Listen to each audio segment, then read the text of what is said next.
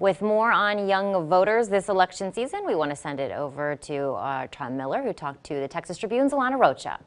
There's been a lot of talk about young voters in this upcoming election. Are you expecting them to turn out?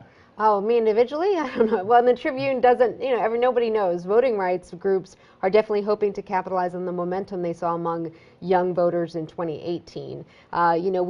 We've seen some student-led civic projects or civic events, if you will, like a forum in McAllen for the Senate candidates running for the Democratic nomination to challenge John Cornyn.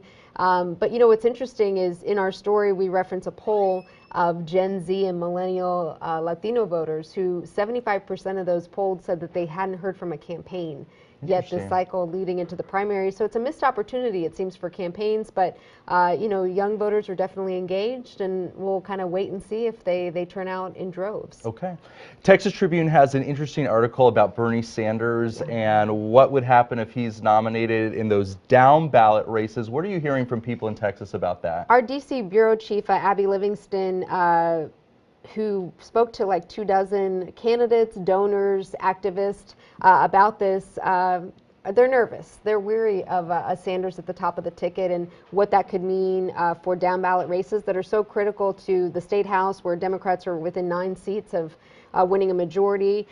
Congressmen are nervous about losing the majority in the U.S. House, namely Fort Worth area Congressman Mark Vesey, who said people were coming up to him in tears at church on Sunday at the thought of a Sanders nomination. But Sanders was the only candidate here over the weekend, so he had the whole weekend to himself as far as the headlines go. And while he was here, he learned he won another contest in Nevada. So, it's going to be hard to stop his momentum. And we're one of 14 states to award delegates on Tuesday. So if he does well, it's going to be hard to catch up. Okay. And according to your numbers, by Tuesday, 6.5% of voters in Texas's 10 largest counties are going to have already voted. How does the interest compare to 2016? Short answer is too early to know or assume. We are seeing a lot of comparisons out there, but a lot of them aren't taking into consideration population growth and the number of registered voters. If you remember in 2018, a lot of people thought that more Democrats were voting early, but it turns out in the end more Republicans voted on election day, and that seemed to make the difference in the U.S. Senate race between Ted Cruz and Beto O'Rourke, who lost to Cruz by 3 percentage points. All right, Alana Rocha, thanks so much for joining us. Thank you.